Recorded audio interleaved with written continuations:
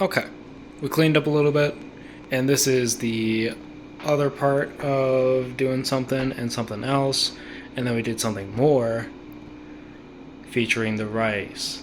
Alright, let's get right into it. So, this is for making picadillo. This is what I made when you guys were here, and it's kind of similar to chili. I hate saying it, but it's similar ingredients. So, first, these are the vegetables that we use. Carrots, onion, jalapeno back here, tomatoes, zucchini, and potato. The reason I call it like chili in a way is because you can use kind of whatever you want. Some people will use like corn, other vegetables that they like, because it's mostly like a stew. And what we have for our seasoning is all this. We have chicken bouillon, we have cumin, garlic, adobo, which is an all-purpose kind of seasoning. So if you want, you can leave it out, but I like it very seasoned. We have onion. This is tomato bouillon. So that's kind of nice because it is like a potato or tomato base broth dish. Then we have pepper. We have salt. We have some sazon. This is also optional. It's just something we have lying around the house. It's not necessary. Neither is the adobo. But I think they're like nice to add. And we have this, which is tomato sauce. I like it spicy. I don't think I added this last time when you guys had it, but this is what it looks like. It's pretty tiny. It's just a little thing of tomato sauce and some spices in it. I like it, but it's what I use to like help blend the tomatoes and the jalapeno, and maybe like a little bit of onion. Oh, onion. Normally we'll add garlic, but we don't have any fresh garlic, so I'll just use the powder stuff over there. So there is all of the ingredients. What I use to cook it in is a big pot. This one's decently sized. Also, that is not every ingredient. I almost forgot. We use ground beef. We do like a pound for just me and B and some leftovers. So if you guys want like a bigger serving, probably like 2 pounds, I think, for the family. And, you know, like add more vegetables, whatever you think is gonna like fit. And maybe like a pot instead of kind of a wok. We just have this because it's the biggest pan that we have. So there's all that. Okay. We have shaved the carrots and the potatoes. That is our one step for step 1. Next, we will move on to step 2 when we cut them. Stay tuned. Okay. So now everything's chopped. The carrot, potato, and zucchini are for the pan, the frying pan. And the tomato, the jalapeno, and I haven't cut the onion yet, but I'm gonna. That is for the blender, along with the pato. Right there. We're also gonna put in the blender some seasoning. So, prepare for that. Also, I forgot. The ground beef, we're gonna put that in our pan so it can brown while we're blending our stuff. So we season and brown and blend all at the same time. Okay?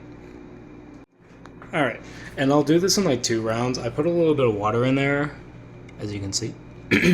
So it'll help break some stuff up, but it's kind of a small thing. So I'll blend this up and then put some of the onion in there and then some of the seasoning. So I'll show you that later, okay? Okay, so now that is blended, and I did put some of the onion in there. I put about 1/4 of the onion in here. And I have my chicken bouillon. Let's see, how much should I put in? I do about that much. For now. Most of this is like, I know how much I use and what tastes good, but you should really only add like a little bit, blend it up, and then taste it, because this one's mostly preference. And same thing with this, I'll put some of the tomato bouillon in there. I can open it real quick. One sec. And I'll pour it in the cap.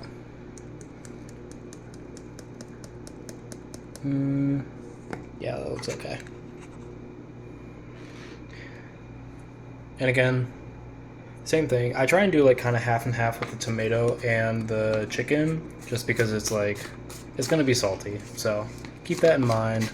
That's why I don't season the meat with salt as much, just because this soup is gonna be a little salty. So, you know, balance it out with the two, okay? And once we have that blended, I'm gonna put the chicken and tomato consomme away, because we're not gonna use it on the meat or anything. So next, we're gonna start this up, and we're gonna start browning our meat in our little pan. Okay, so this is how much seasoning I add. For cumin, I'll give it a few puffs, like that, and one more. I like to season my meat a lot though. So I use my cumin, I'll use onion, my adobo, my garlic, and salt and pepper to taste. I'm not gonna really film that because it's to taste. Okay, so now our meat is kind of browned. It's still a little pink, but we're gonna add our vegetables in, and then I also have to add a quarter of an onion, but I don't have room on here, so make sure you put that in after. And we'll stir fry that for a little bit, for like maybe a minute or two, and then after that we're gonna add our juice and our little pata over there. Okay. Okay. Ahem.